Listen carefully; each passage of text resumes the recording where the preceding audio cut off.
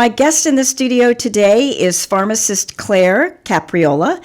She is at Greens at the Cedar Greens. Cedar Greens at the Jamestown campus, right on 101. And we're going to be talking about cannabis today. Claire graduated from Washington State University with a Bachelor of Pharmaceutical in, I won't say the date. Her primary career extends over 40 years, which I guess kind of gives you a clue. She's dedicated to providing quality patient care and services, and she often draws upon her vast network of contacts and resources to find solutions for her patients. Welcome, Claire. Thank you. Now, this isn't the first time you've been on the air with us. We were doing this about 3 years ago, maybe? 3 or 4 years ago. So we have, I have lots of questions about cannabis, Okay. and I know that our listeners do too. Let's start off with, why is cannabis still illegal on the federal level when it's legal in 39 states?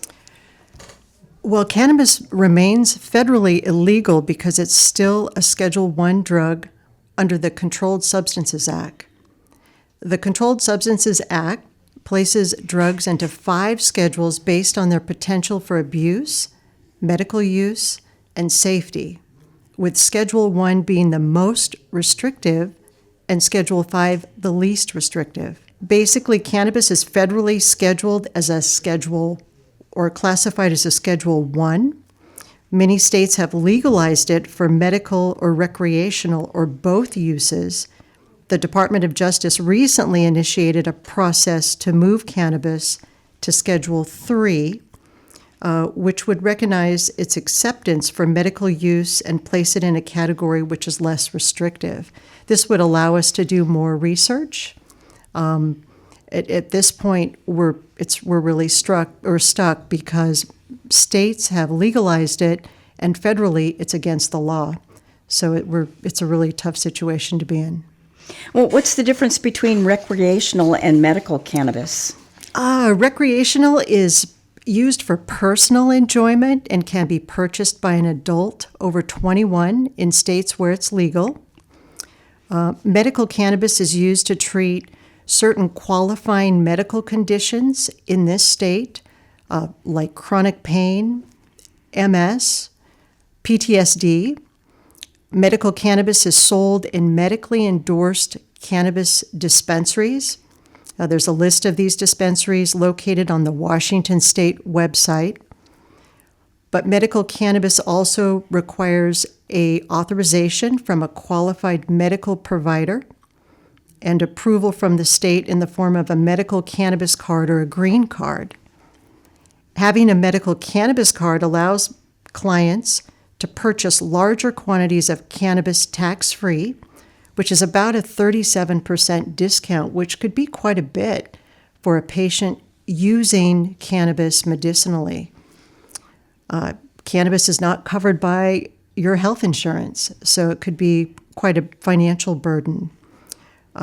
Recreational clients, however, can go in and buy medical cannabis, so there's no restrictions there. But I would say probably the majority of the clients that I see have no idea that medical cannabis exists. So there's some things we'll talk about. I'll tell you about that. Well, what's the difference between CBD and THC? Well, THC, or tetrahydrocannabinol, is intoxicating and is responsible for the high or euphoric sensation you can get when you use or inhale cannabis. You can eat it. It's edible, like in gummies. Cannabidiol is non-intoxicating and does not produce a high. But it still promotes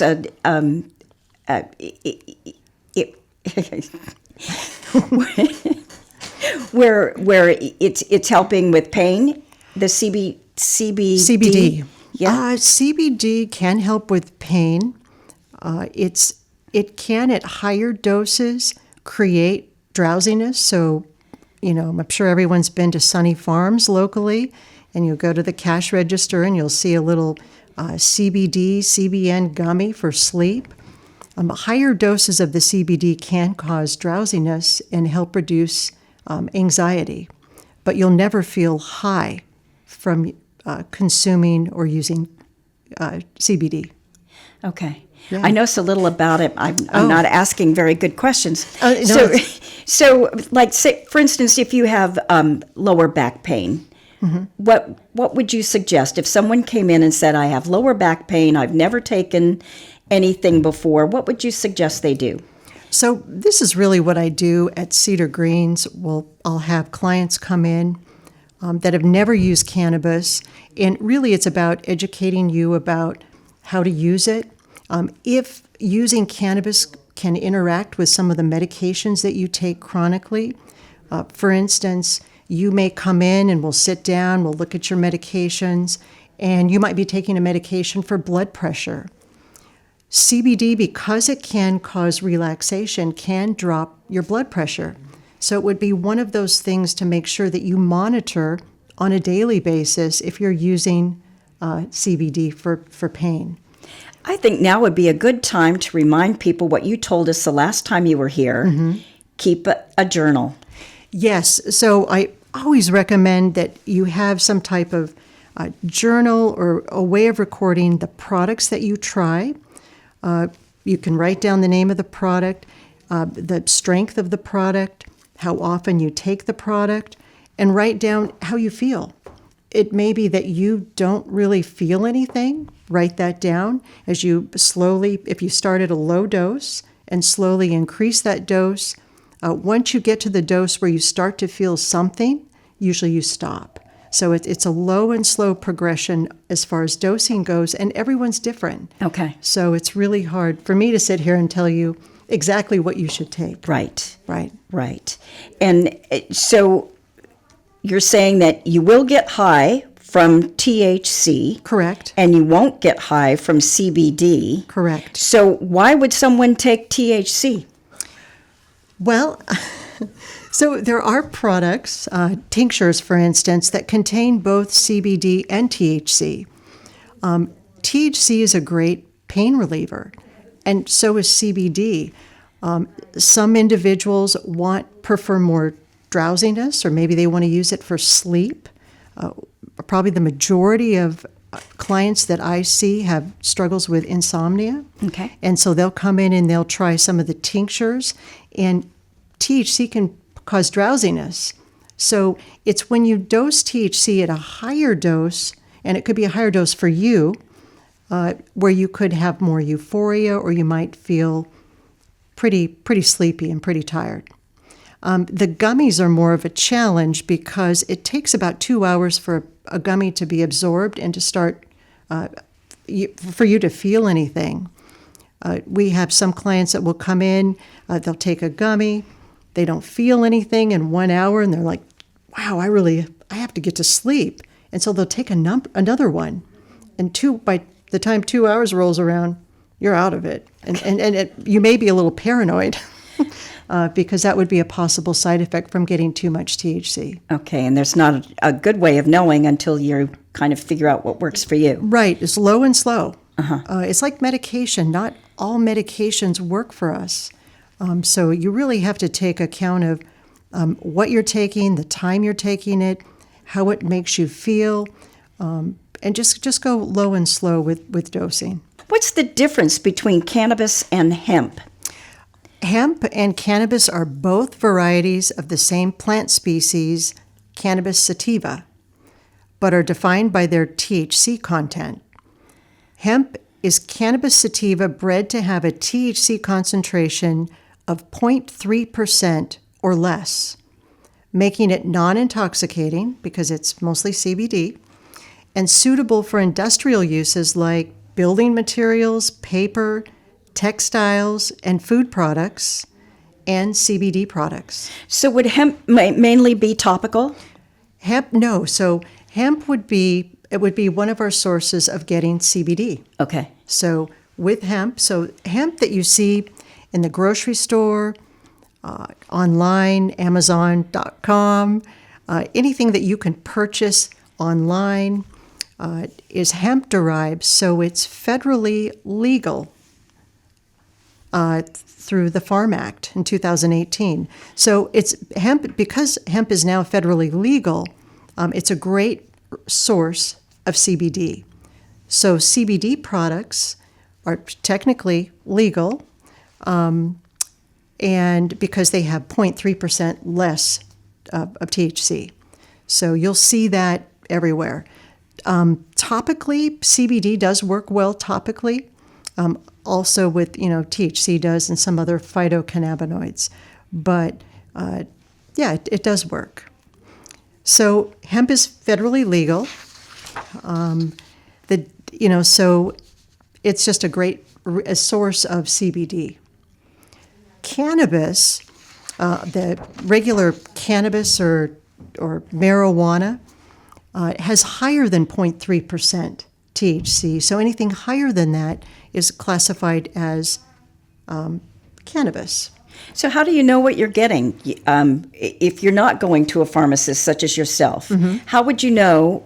Is it on the package? Does it tell you? So if you were going into a dispensary, the package will have how much CBD, how much THC, and some of the other phytocannabinoids like CBG, CBC, I can go on. So that'll all be on the package. If you go into, say, Safeway or QFC or Walmart, there may be CBD products, and it should say the amount of CBD in that product.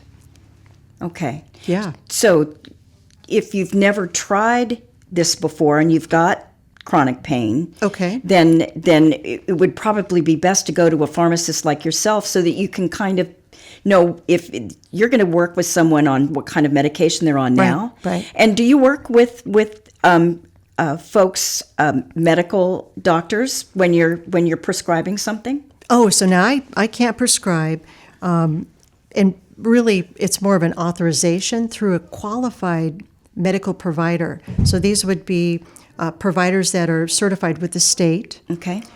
Most medical providers that have a DEA license, a license that allows them to prescribe one of the schedules that I brought up, Schedule 2 through 5. Okay. That's a federal license. And so they are not able, it would put their practice at risk if they were to prescribe cannabis because it's federally a Schedule 1. It's illegal. So that's what makes most medical providers really unable to work in this realm because of the federal scheduling.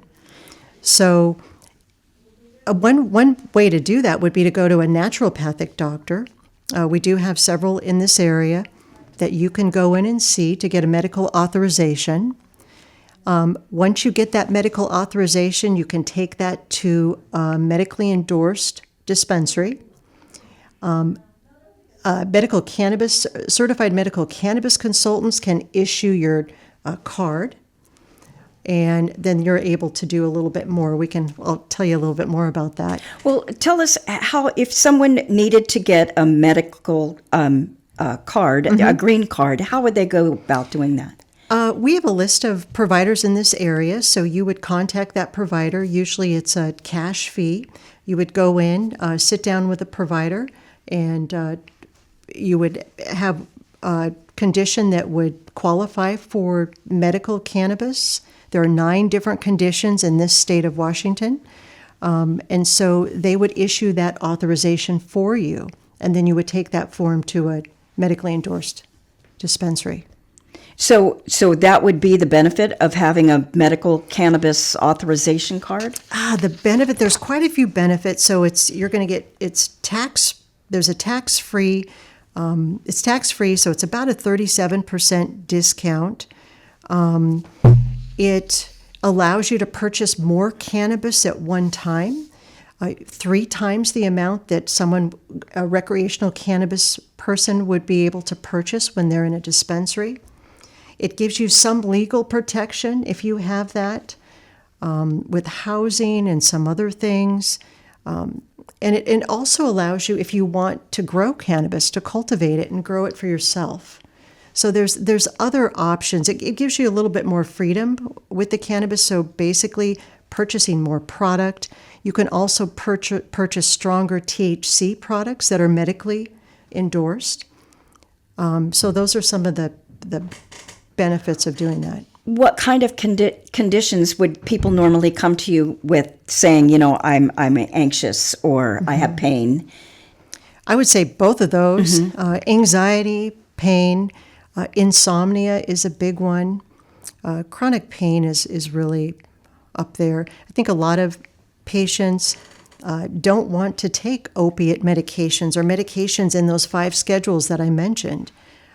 There's a concern about dependence. There's a concern as we get older, medications tend to be stronger on us. They affect us more, where cannabis tends to have less side effects. So those are some of the reasons, that I would see individuals coming in. There's just a ton of different medical conditions that I've seen with some great success. So it's hopeful. But again, until we can reschedule cannabis where it's... Well, tell us a little bit about the successes. Successes. I could tell you a couple stories. I had an older gentleman come in. He was a professional soccer player, and I believe he was over 90, and he was going on a cruise, and had so much chronic pain that he just didn't want to go.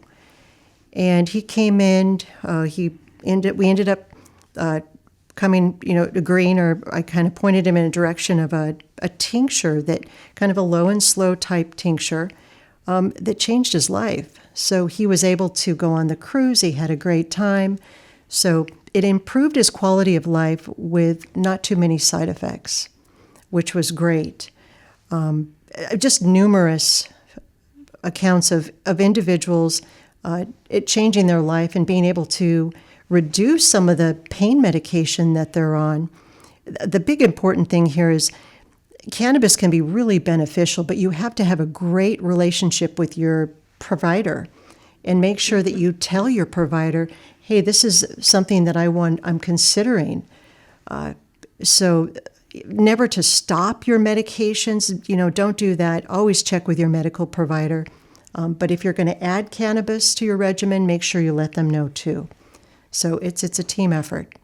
So I'm a little bit confused. You need to go to your provider before you can get on. You need to go to a medical cannabis certified provider. Right. So, okay.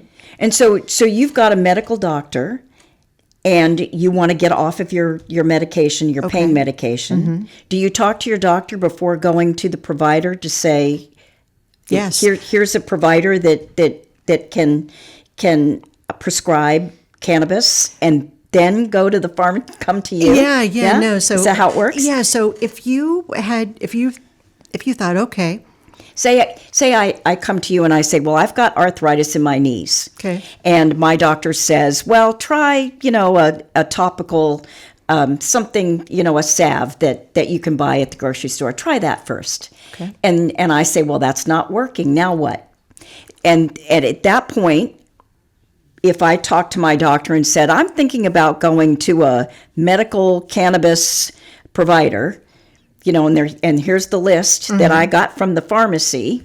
You wouldn't get that from a pharmacy. You'd probably get it from Cedar Greens, or maybe at a medical clinic if they have that information for you. Okay. Yeah. And then you talk to your doctor. You say, I'm going to go and try cannabis. Okay. But you've got to go to another doctor who is authorized to. No. Am I on the right track? I understand what you're saying. Yeah. So the neat thing about cannabis is recreational and medical is available for everyone, as long as you're 25 or 21 and over. So if you had chronic pain, and say you had your medical provider recommended a topical, and you tried it and it didn't work, you could go to a medical, or you could go to any dispensary. You could talk to one of the bud tenders, so they're one of the individuals that's the name, they work within the dispensary. Or you could go talk to a medical cannabis consultant in the dispensary. And all medically endorsed dispensaries have a medical cannabis consultant on staff. That's a law. So you could talk with a medical cannabis consultant. You can ask when you go into a dispensary. Or you could talk with a bud tender about a topical product. Usually, using cannabis topically, there aren't very many side effects with that. But to realize when you do use it, using it 3 to 4 times daily, you're going to get the best relief or effect. Again, although we're all different. So you could do that. That anyone can go into a dispensary and do that. If you wanted to start taking cannabis orally, that's another I see. story. And that would be how you would do that is you could tell your medical provider, hey, I don't want to take this pain medication anymore, so I'm going to look into cannabis. The medical provider may say, fine. You could go into a dispensary and you could see me, or you could go in and try, once you are educated somewhat on cannabis products there in the dispensary. I think most people that I see have never used cannabis or haven't used cannabis in a long time. And so there's some concerns. Where do I start? What do I take? Do I just take a gummy? There's some great tasting candy, but you don't want to go that direction. So I would say stay away from the edibles. If you're just starting, I would probably look at a tincture. It's faster acting. It's placed under the tongue. Usually works within about 30 to 40 minutes. It may last 4 to 6 hours. A gummy takes up to 2 hours to become, to be absorbed and metabolized, and it may last 8 to 12 hours. So if you don't know what you're taking, boy, I sure wouldn't do a gummy. I wouldn't do anything edible because it'll take longer to work and last a lot longer. Okay. What is the benefit of having a medical cannabis authorization card, and what does it mean to be a medically endorsed dispensary? Okay, so if you have a medical cannabis card, you have a tax exemption, so you save about 37% retail on medical cannabis. The medical cannabis are products that are Department of Health approved. These products are tested for pesticides, herbicides, mycotoxins. We know what's in the product is actually what's in the product, which is great. Since most dietary supplements, we have no idea. Some are tested, which is wonderful, and most are not. So here we have an option with cannabis to have Department of Health tested product. Well, That's medical product. Let me ask you this, Claire. If you walked into any shop that sold cannabis, how would you know if it was a medically endorsed dispensary? They should tell you. You can ask. Okay. They may have medical product, but it does not mean that they're endorsed. There is a list of all medically endorsed cannabis dispensaries in the state of Washington on their website. It's a great resource for education, on laws, everything pertaining to cannabis. So that's pretty important. So you go on the Washington State website. You got it. Just type in cannabis and it'll come up. It'll take you there. Another quick thing, just ask. Hey, is this a medically endorsed cannabis dispensary? And they'll tell you. So that's a big deal. You can also purchase more cannabis. Again, think about if you're using cannabis for chronic pain. Cannabis is not covered on your insurance, so the 37% discount is big. Some people want to grow it, so that's their interest is growing it. You do have access to a higher THC concentrated Department of Health compliant cannabis product, which can be a big deal, especially with chronic pain. And the card provides enhanced legal protections for patients regarding housing, employment, and other personal matters. So if you have a concern about that, getting a medical cannabis authorization would probably be smart. So those are some important things with that. So the dispensaries, the medical cannabis dispensaries, have to follow stringent laws.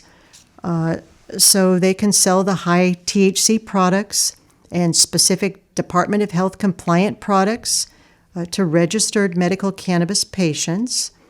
And so they will get the discount. These dispensaries must follow specific Washington Department of Health and Liquor Cannabis Board rules, including complying with a new cannabis registry, and they're subject to excise tax exemptions and higher product standards for medical patients. So it's important if you're wanting to know what you're using, and as a pharmacist, that's what I want to know, what I'm putting in my body. I want to make sure it's a DOH approved product. So that's what I'll ask for. So explain to our audience again what a medical cannabis consultant does. So by law, each endorsed dispensary, each dispensary has to have, if they're medically endorsed, a medical cannabis consultant on staff. We're fortunate at Cedar Greens. We have quite a few, which is wonderful. These individuals will enter your information when you come in with your authorization from your provider.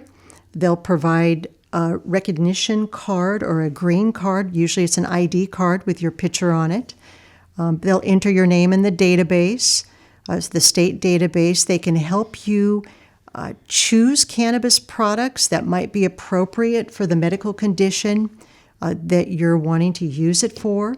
So they can educate about risks and benefits of consumption methods. If you're inhaling it versus a tincture versus an edible. So they can do that. They can provide safety advice as far as proper storage, and keeping these products away from children and pets. They can help with medical state laws. But remember, they cannot give medical advice or diagnose conditions. That's for your healthcare provider. They cannot recommend that a patient stop their medications and start taking cannabis, so they can't do that. They can't open and demonstrate anything about the products there in the store, and they cannot do any consultations outside of the licensed and medically endorsed retail store. So they can just maybe point you in a direction, but they cannot give any medical advice. So if you are traveling, for instance, and you go to a state where cannabis is against the law, and you have a green card for medical marijuana or medical cannabis, what are the laws that say, can you go, like, say, to a state that say I'm going to go to Kansas? Now, in Kansas, you can't use cannabis in Kansas, correct? And so I go from Washington State to Kansas, and I'd like to say hello to my mother-in-law right now. And so what happens? I'm taking cannabis for pain for my arthritis, and I go to Kansas, and I've got a medical. That medical cannabis card is only good for the state of Washington. Okay, well, we learned something. Yeah, every state is different, and if it's illegal in that state, it's under that state jurisdiction. So it's illegal for you to have that. Okay. Yeah. Well, let's listen to Sublime, Smoke 2 Joints. I'm Olive Martini. My guest in the studio today is Claire Capriola. She is the pharmacist at Cedar Greens here in S'Klallam. And we've been talking about cannabis and all of the things, and if we've confused you at all, because Olive Martini's a little bit confused as to all of the things that you've got to know to stay within the law and all of those kinds of things. But Claire, tell us what Cedar Greens does for the community. Yeah, it's really an awesome service. So I've been there for over 5 years now. I've been doing this on roughly about every other Friday. So if you have questions regarding, if you're interested in using cannabis and you take chronic medications, or even if you don't, but you want to get more information, I'm available. So it's 1-hour appointments. There's no cost. Usually clients will come in, they'll bring in a list of their medications, and we can go through that. I mean, in this day and age, when can you sit down with a pharmacist? I mean, pharmacists are so busy. Retail is just so busy, especially this time of the year with vaccinating. And we understand you're one of the few pharmacists that do this. Yeah, I don't know of anyone that does this. Okay. It's educational. I'm not there to tell you what to do, but just to educate you so it reduces risk and harm going forward. And I think just to have that service is a big deal, especially when, medications are so, it may not work for you, or you have side effects. It may increase risk of falling, might upset your stomach, or they just may not work. Or you've taken it for so long, you're not sure if it works at all or not. So if you take other medications, you want to make sure that taking cannabis is safe. Right. There are drug interactions with cannabis. We see most of the drug interactions with CBD, which is pretty interesting because it's so available everywhere. As I mentioned before, it can lower blood pressure if you're taking CBD on a daily basis. I have seen a client or two with Parkinson's that have been interested in using CBD. Usually they require higher doses, and those higher doses can cause GI upset and diarrhea, which makes it really limiting to what you can use. So I think it's important to have a great relationship with your medical provider, to work with them, and also get more information. There's a great website called projectcbd.org. It's got good information. Learn about cannabis. Do some reading. You can ask questions. And always, if you decide to go in that direction, when you are taking medication, it's probably best to check with your medical doctor or your pharmacist. Okay. Yeah.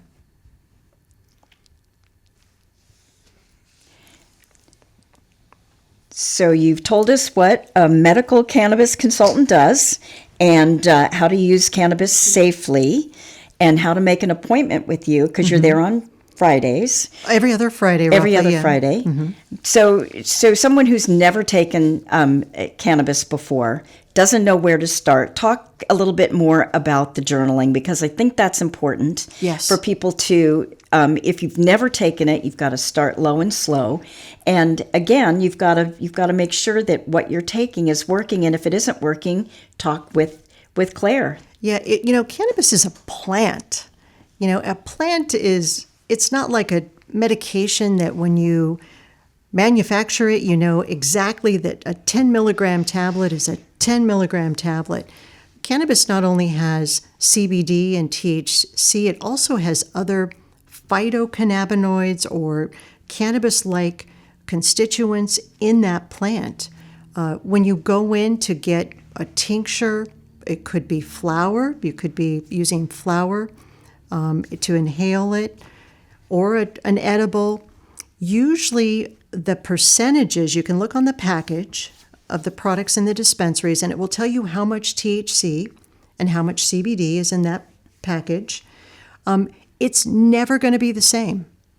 So again, it's not like a 10 milligram tablet that's always a 10 milligram tablet. That percentage and that's always on the change. package? It's always on the package. So if you bought two packages, that could be different? They could be if they're two? different lots. Okay. Correct. Okay. So again, it's a plant.